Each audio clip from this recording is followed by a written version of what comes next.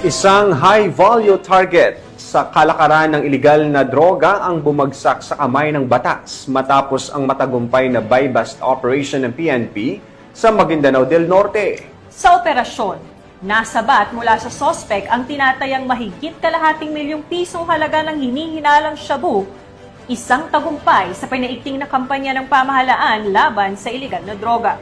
Ang detalye ng report mula kay Patrolwoman Angela Bandarlipe.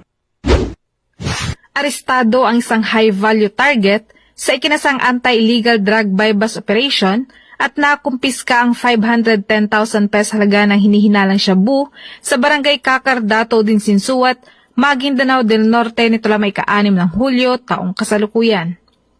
Kinalala ni Police Major Pasigan Abbas, hepe ng Dato din Sinsuat Municipal Police Station, ang naarestong suspect na si alias Boy.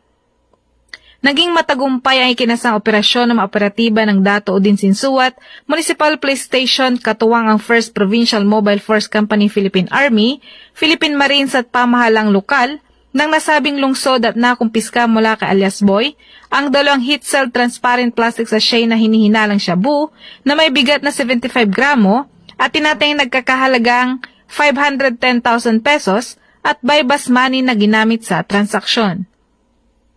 Kasalukuyang nasa kustodiya ng Dato din Sinsuat Municipal Police Station ang suspect at naharap sa kasong paglabag sa Republic Act 9165 o ang Comprehensive Dangerous Drugs Act of 2002.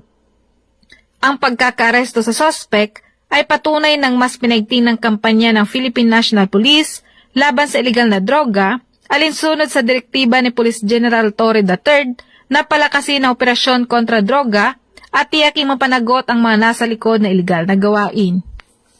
Mula rito sa Rio ng Bangsamoro, ako ang iyong Police News Network Correspondent, Patrolwoman Angela Bandarlipe. Alagad ng batas, tagataguyod ng balitang pulis.